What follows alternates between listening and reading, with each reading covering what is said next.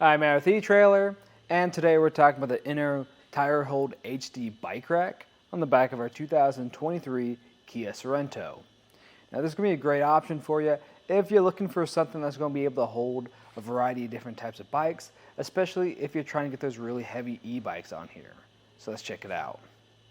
So the reason why I recommend the heavy e-bikes is this is going to have a pretty high weight capacity of up to 80 pounds.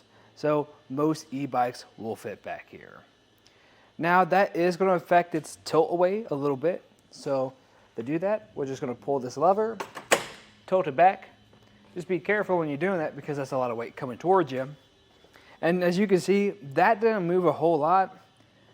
We'll still have access to our hatch. We just won't be able to open this all the way because we want to make contact with our handlebars. But if you need to grab some groceries or your helmet and get ready for your bike ride, you'll have that ability still. And to put it back into the seated position, I'm just going to come over here and lift up until it clicks into place. Again, that might be kind of heavy if you do have two heavy e-bikes back here. If that's the case, I'd recommend grabbing a friend. But to take a deeper look at this, I'm going to take off my bike. It's really pretty easy. All you have to do is grab hold of your frame, come over here to this gray button, press it, and that's going to release this arm, and we can push that away.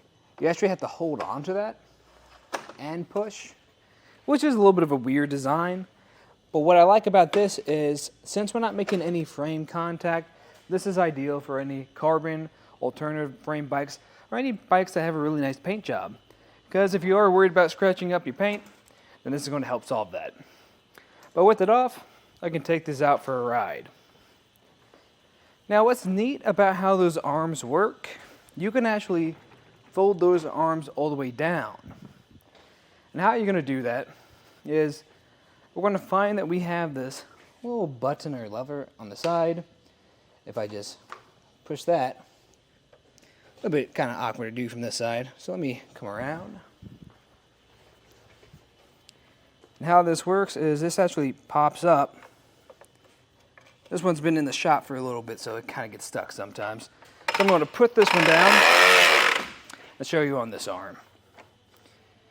And we're going to extend that out. Open up this latch back here. This will be all the way down. And now that I open that up, I can pull that lever. This actually lets me pull out this arm and extend this down.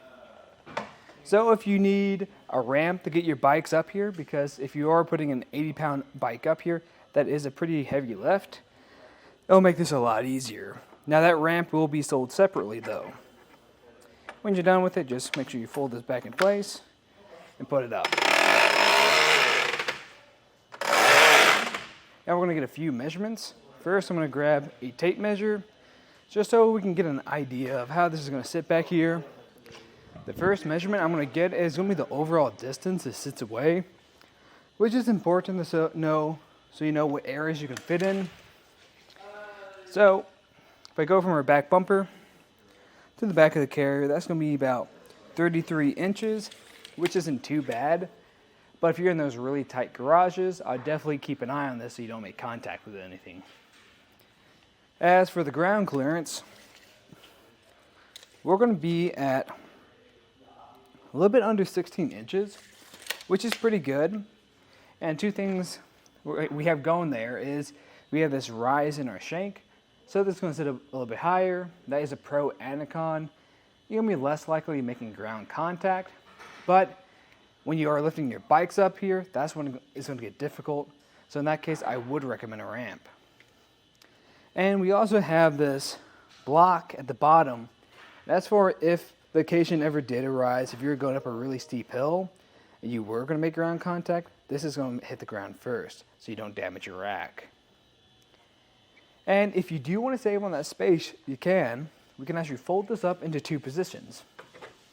We're going to have this first one, which is at an angle. And what this is for mainly is if you have anything on the back of your Kia or if you want to open up your hatch. So it's mainly going to be used for that hatch access. And this is going to stick out just about 22 inches. So that's going to save you some space, but we can save a lot more if we put it in this position. And this position is going to sit at a little bit over 11 inches. So that's a lot of space you're saving overall. As far as how much it's really blocking on the back of our vehicle, it's really not blocking too much. Now, our license plate is going to be partially obstructed, but you'll still be able to see it. And our backup camera is probably going to take or capture the top of this handle, but you'll still definitely be able to use it. And your taillights and back window won't be blocked.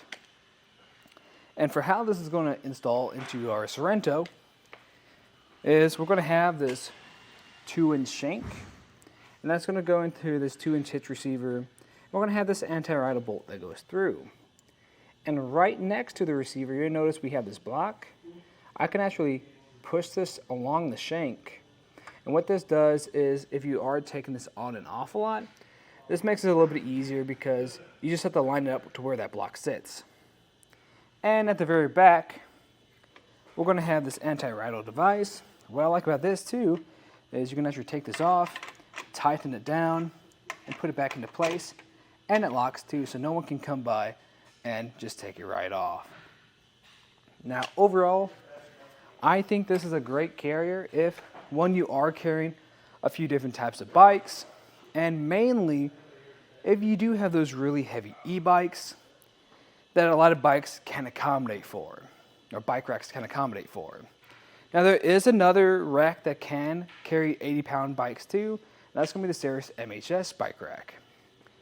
And that is going to be at a more premium price range, but it's going to have a little bit better design. It's going to be more bulky, and it's going to feel more sturdy than this one. And it's a modular system, so you can add to it later on. Now, the biggest drawback to that one, though, is, like I said, it's at a much more premium price point. If you want something more affordable, maybe in the middle range, then this is going to be your best bet. But that's just a look at the Inno Bike Rack on the back of our 2023 Kia Sorento. Thanks for watching.